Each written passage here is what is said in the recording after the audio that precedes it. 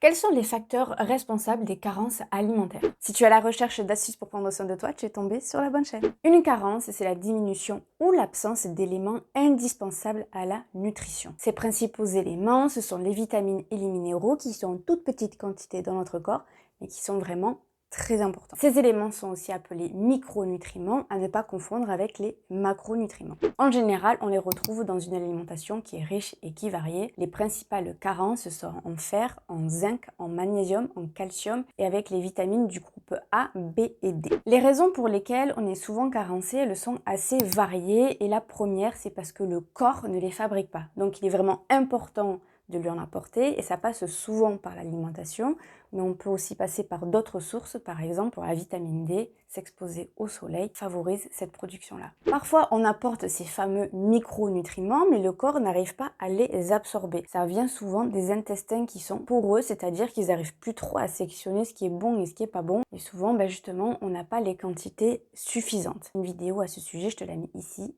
et ici. Troisième facteur, la consommation de produits transformés ou ultra transformés. Ils sont totalement dénutris, ils nous apportent rien, ils vont juste calmer l'appel SOS de ton estomac. Et au passage, faire attention aux emballages des produits transformés ou ultra transformés où il y a un Nutri-Score.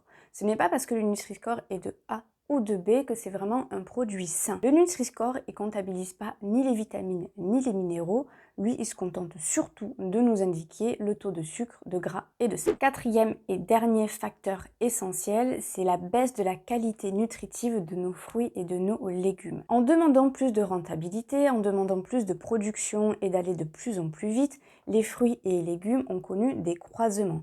Ce qui a favorisé du coup des productions qui allaient de plus en plus vite avec des beaux fruits qui étaient bien conditionnés, qui ressemblaient tous, qui étaient beaux, pour répondre à un certain cahier des charges, mais la qualité nutritive derrière, elle a baissé. Pour prendre un exemple, il faudrait manger 21 oranges pour avoir le même taux de vitamine A qu'il y a 50 ans. Et ça se passe sur de nombreux fruits et de nombreux légumes. Ce n'est pas parce que la qualité nutritionnelle a baissé qu'il faut arrêter d'en manger, bien au contraire, mais déjà bien les choisir est une très bonne initiative. Si tu as des doutes et que tu penses qu'il faudrait peut-être que tu te supplémentes, n'hésite pas à consulter un professionnel de santé afin de voir s'il y a des carences ou pas.